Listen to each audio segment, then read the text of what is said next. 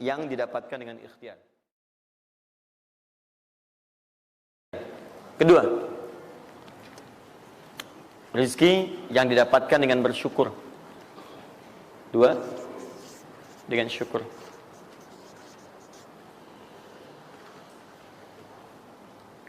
Dalilnya Quran surah ke-14 ayat 7. Quran surah 14 ayat 7.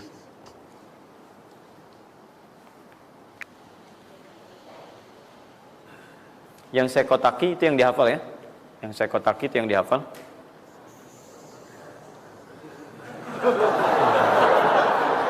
Ya.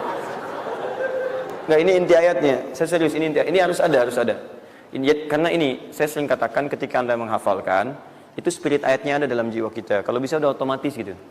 Udah otomatis. Jadi begitu antum mengerjakan itu, antum ingat. Dan ketika antum berniaga pun, antum ingat. Jadi kalau antum sedang misalnya usaha apa, ada sholat tuh, antum refleks. Sholat.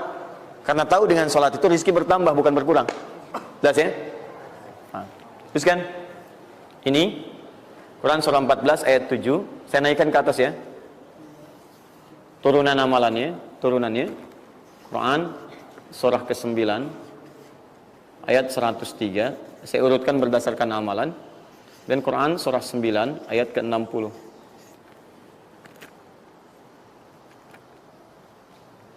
Sudah? Ingat, bahkan Allah langsung menamai ibadah ini dengan ibadah yang sifatnya bisa menambah rezeki. Cuman kadang orang nggak sadar, taunya diambil. Tapi kalau pengertian secara bahasanya sebetulnya bukan berkurang, nambah malah. Nambah. Cuman orang tuh nggak sadar ketika dia mau ditambah rezekinya, dia malah nggak mau. Karena merasanya diambil, dikurangi. Nanti kita akan lihat. Jangan lu dibuka ayatnya, Pak, ya. Itu saya. Nah, tawaran saya yang kedua nih. Ya, ini kan tadi tawaran pertama.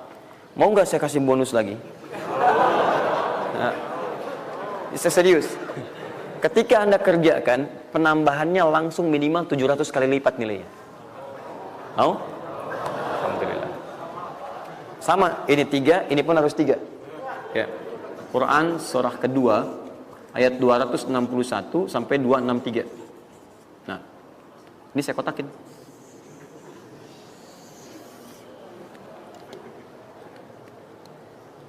Sebentar. Quran surah kedua ayat 261 sampai 263. Saya mohon izin ya, saya lihat dulu satu. Supaya nggak online maksud saya. Pokoknya Anda online ada masalah dengan saya nanti. Nanti saya kasih di akhir, rumus cepat menghafalkan. Sudah? Nah.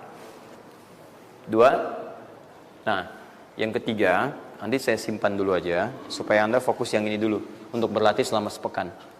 Ya, berlatih selama sepekan. Supaya nanti, karena yang ketiga ini lebih cepat lagi. Lebih cepat. Saya khawatir Anda melakukan lompatan langsung pada yang ketiga.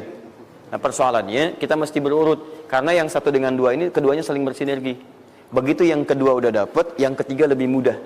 Ya, karena sudah punya kebiasaan dari yang pertama tadi. Kalau saya munculkan yang ketiga sekarang, maka persoalan terbesarnya adalah kebanyakan orang nanti akan meninggalkan yang ini yang paling bahaya. Semuanya pada di masjid aja gitu kan, dan sebagainya. Jadi nggak ada di kantor kosong, di bank kosong. Jadi hilanglah kehidupan di muka bumi. Ya. Jelas ya? Nanti kalau ini udah enak, nanti saya turunkan ini yang dikejar oleh sahabat kemudian. Sampai Utsman bin Affan, Abdurrahman bin Auf tuh hobinya cuma nungguin tahajud aja. Nungguin tahajud, datang. Bukan nggak kerja. Karena semuanya sudah melewati batas ini. Ini udah selesai, mereka pindah pada level yang ketiga. Itu kalau tiap malam lomba, dikisahkan oleh Imam An-Nawawi dalam kitabnya Tibyan, itu lomba dengan Abdurrahman bin Auf, Tamim Ad-Dari, itu tiap malam paling minimal sekali khatam Al-Quran dalam tahajudnya. Tapi dahsyatnya, besoknya, sekiannya itu selalu datang. 60, kalau kita sekarang 60 kontainer datang, isinya emas, perak, berlian, macam-macam. Ya, kebayanglah kalau ke PTM datang 60 kontainer isinya emas, perak. Makanya nggak ada yang dikasih lagi sekarang. Jadi kalau Anda ingin mendapatkan apapun, mau dapat pahala, dapat rezeki, dapat ini, dapat itu, maka semua bergantung yang pertama pada tingkat kesungguhan usaha Anda. Usaha yang serius, yang sungguh-sungguh disebut dengan sa'a